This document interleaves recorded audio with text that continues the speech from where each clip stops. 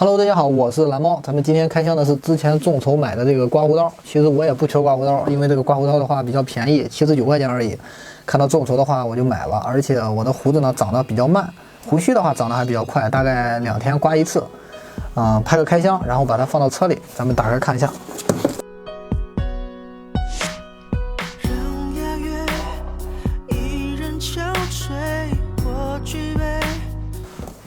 这就是这个产品的包装，它是在油品上众筹的，这里有一个油品的 logo。盒子的话，应该是属于比较软的那种纸壳，一些配置咱就不看了，咱们直接看一下里面的东西吧。打开。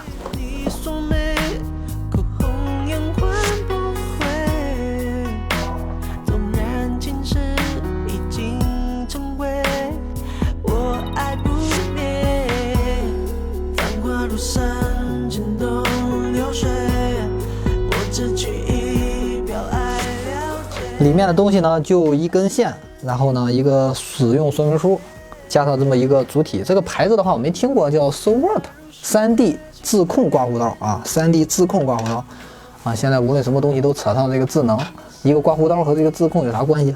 这名字起的也是噱头十足。这就是这个刮胡刀的主体，它是一个3刀头的设计。这种3刀头的设计应该算是一个传统的刮胡刀设计。这里是一个电源开关。长按的话是可以调节这个档位的，如果关机的话，按住应该是可以锁定的。锁定了以后呢，就是旅行锁，在路上它不会被容易然后按就失灵了。长按3秒钟可以解锁，大概就是这样。外观的话就是这么一个外观，底部是一个 USB 的一个充电口，其他的也没有什么特别大的亮点，非常普通的一个设计。另外，这个刮胡刀也是防水的，它官方宣传的是 IPX7 级的一个防水，也就是说直接放到水里可以洗，这个还不错，也算是一个刮胡刀的基本功能。续航说是60分钟，充电是90分钟。我刮个胡子大概是多长时间？我试一下，1、2、3、4、5、6、7、8、9、10、11、12。我刮个胡子的话，大概是10几秒钟所以说呢，我刮胡子还是比较省电的。这个是我之前买的小米的这个刮胡刀，小米的刮胡刀是可以站着放的。这个刮胡刀从开箱到现在一次电都没有充过，应该得有7、8个月了，一次电都没充过。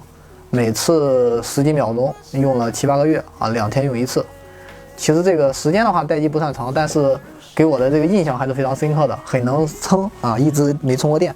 小米家的另外那个薄的那个刮胡刀，我在公司里放的那个刮胡刀，我觉得就不太好，剃起来有点难受。这个小东西呢，也算是水了一期开箱。它的优势呢，应该就在价格上面，79块钱不算贵。我看众筹卖出去大概5万只，销量也是不错。不过现在好像不卖。我对这个东西也没啥研究，开箱呢给大家看看。我也不知道哪个刮胡刀好，哪个刮胡刀不好，应该是贵的好，便宜的没有好的，好吧？咱们今天的开箱就到这儿，下期再见。